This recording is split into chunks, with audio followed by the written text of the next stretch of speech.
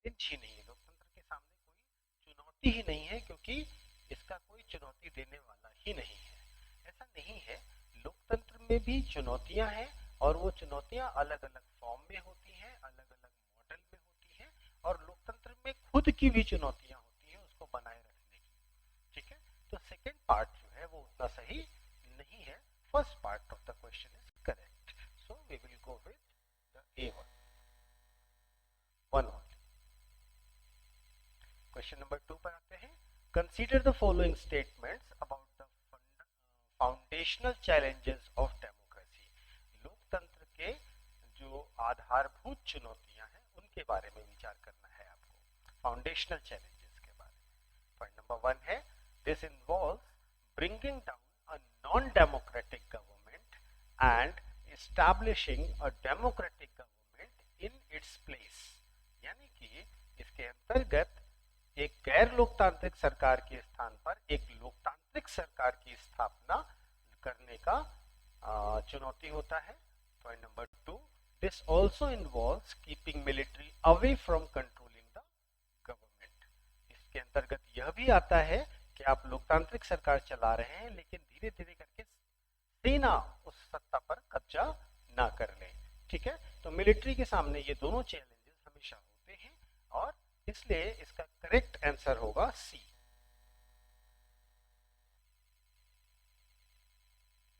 Now come to the question number 3। Which among the following comes under challenges of expansion of democracy? लोकतंत्र के विस्तार की चुनौतियों के बारे में प्रश्न किया गया है। तो लोकतंत्र को अगर बेहतर बनाना है, विस्तार करने का मतलब लोकतंत्र को और बेहतर और स्ट्रॉन्ग बनाना है, तो हमें क्या करना होगा? Point number 1, devolution of power to the local government. देखिए, लोकतंत्र का सबसे इंपॉर्टेंट पहलू यह है कि इसमें लोकतांत्रिक व्यवस्थाओं को और ज्यादा आगे बढ़ाना होगा। तो पहला पॉइंट तो सही है। दूसरा point, extension of federal principles to all units. जो संघीय सिद्धांत है वो शासन की हर इकाई में उसका विस्तार किया जाना चाहिए।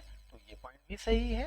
Point number 3, inclusion of minorities and women in governance. देखिए, माइनॉरिटीज और वुमेन भी सेक्शन ऑफ सोसाइटी है, समाज के वर्ग हैं, और इनके साथ इनको सम्मिलित किए बिना प्रशासन में आप सबका रिप्रेजेंटेशन इंश्योर नहीं कर सकते, और इसीलिए ये जरूरी है कि आप इनको भी शामिल करें, आप लोकतंत्र को अगर अच्छा और मजबूत करना चाहते हैं तो इस हिसाब से यह पॉइंट भी सही है। तो इसमें पूछा गया है correct one, so you should go with the D. Now come to the question number 4। Consider the following statements about the challenges of deepening of democracy. ठीक है, point number 1, it is faced by every democracy in one form or another। किसी भी रूप में, एक तरह से या कई तरीके से, यह लोकतंत्र के सामने चुनौती आती है उसकी डीपनिंग ऑफ डेमोक्रेसी के लिए। Point number 2, it involves strengthening of institution and practices in democracy। ठीक है, जो लोकतांत्रिक संगठन है, संस्थाएं हैं, और जो प्रक्रियाएं हैं, जो परंपराएं हैं, उनको मजबूत करना, ये भी एक चुनौती के तौर पर आता है। और point number 3, this challenge takes different meaning and path in different parts of world. देखिए, हर सोसाइटी एक अलग तरह की सोसाइटी है दुनिया में, और वहाँ के अपने इंडिजिनस जो डिविजन्स हैं, इंडिजिनस जो प्रैक्टिसेस हैं, वो सब अलग अलग तरीके के हैं। तो इसलिए अगर लोकतंत्र एक व्यवस्था के रूप में स्थापित करेंगे तो अलग अलग दुनिया के देशों में अलग अलग तरीके की चुनौतियां और अलग अलग तरह की चुनौतियां आएंगी। ठीक है, तो इसलिए तीसरा पॉइंट भी सही है। आपको बताना है which of the choose the correct one, तो आप लगाइए डी। क्वेश्चन नंबर 5 पर आते हैं। Consider the following statements about democratic reforms. लोकतांत्रिक सुधारों के बारे में आपको बात करनी है। Point number 1, they are also called political reforms. लोकतांत्रिक सुधारों को राजनीतिक सुधार भी कहते हैं। Point number 2, it follows one size fits all approach. One size fits all का मतलब एक ही व्यवस्था जो सब जगह सही हो। ठीक है, जैसे मैंने अभी आपको पिछले क्वेश्चन में बताया कि अलग अलग व्यवस्थाओं में अलग अलग तरीके के रिफॉर्म्स की जरूरत होती है। तो one size fits all approach लोकतंत्र में सब जगह नहीं हो सकती। ठीक है, तो डेमोक्रेटिक रिफॉर्म्स को मोटे तौर पर हम पॉलिटिकल रिफॉर्म्स तो कहते हैं, लेकिन सब जगह एक जैसा सॉल्यूशन नहीं लगाया जा सकता, इसलिए सेकंड स्टेटमेंट सही नहीं है। आपको करेक्ट चूज करना है तो आप ए पर जाइए। Question number 6, consider the following statement, the legal and constitutional changes are sufficient to bring about democratic reforms. लोकतांत्रिक सुधार लाने के लिए लीगल और संवैधानिक यानी कि कानूनी और संवैधानिक चेंजेस सफिशिएंट हैं। नहीं, ऐसा कहना सही नहीं है, क्योंकि आपको पॉलिटिकल रिफॉर्म्स भी करने होंगे अगर डेमोक्रेटिक रिफॉर्म करने हैं। जैसे पिछले क्वेश्चन में आपने देखा कि पॉलिटिकल रिफॉर्म्स ही मोटे तौर पर डेमोक्रेटिक रिफॉर्म्स माने जा रहे हैं। तो लीगल और कॉन्स्टिट्यूशनल चेंजेस से केवल डेमोक्रेटिक रिफॉर्म्स नहीं हो सकते, सोशल रिफॉर्म्स की जरूरत होगी, तो इसलिए पहला स्टेटमेंट सही नहीं है। Political reforms are to be carried only by political parties. देखिए, जो राजनीतिक सुधार है वो केवल राजनीतिक दलों के द्वारा नहीं होंगे, राजनीतिक सुधार कानून से भी होंगे, संविधान से भी होंगे, जनता के द्वारा भी होंगे। तो अलग अलग तरीके हो सकते हैं पॉलिटिकल रिफॉर्म्स के, केवल पॉलिटिकल पार्टीज पॉलिटिकल रिफॉर्म करेंगी ये मानना सही नहीं है। तो इस हिसाब से आप जाएंगे इसमें चूज द करेक्ट वन, तो दोनों ही गलत है, तो हम डी पर जाएंगे। Question number 7, law sometimes can be counter productive. जो कानून है वो कई बार नकारात्मक परिणाम देते हैं, काउंटर प्रोडक्टिव होते हैं। ठीक है, तो देखिए कानून बनाए जाते हैं एक बेहतर रिफॉर्म्स के लिए, लेकिन कई बार क्या होता है कि उनके कई ऐसे परिणाम भी होते हैं जो हम कैलकुलेट नहीं कर पाते या उसको हम बहुत बेहतर नहीं समझ पा रहे होते हैं।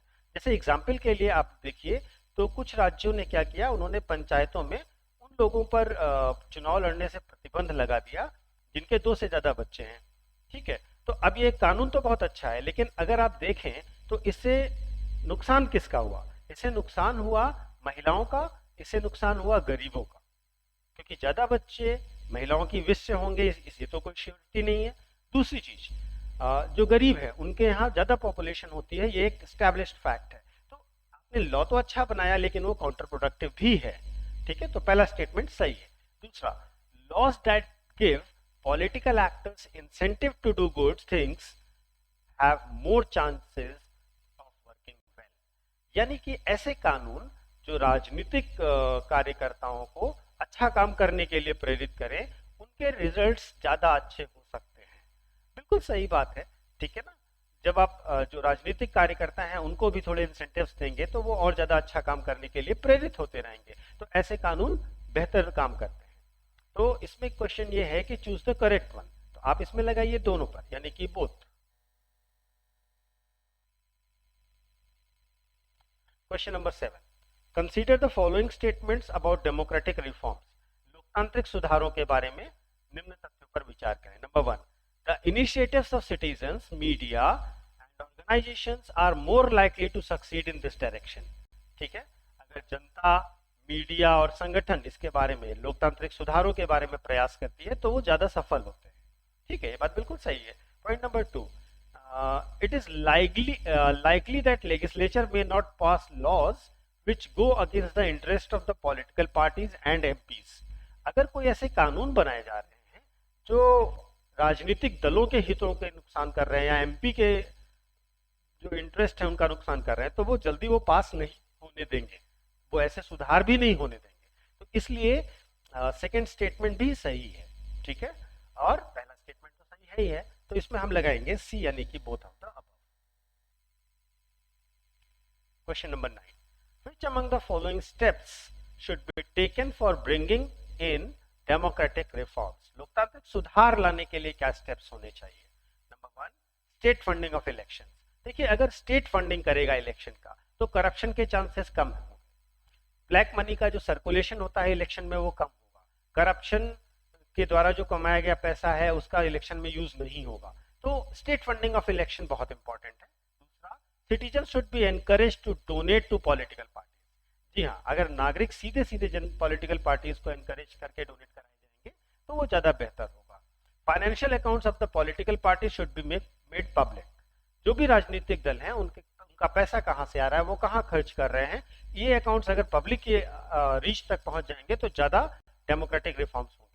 Political party should be brought under RTI, यानी कि राइट टू इंफॉर्मेशन के अंतर्गत राजनीतिक दलों को लाया जाना चाहिए, यानी कि आप उनसे भी प्रश्न पूछ सकते हैं, उनसे भी जानकारी मांग सकते हैं, ये अधिकार मिलना चाहिए।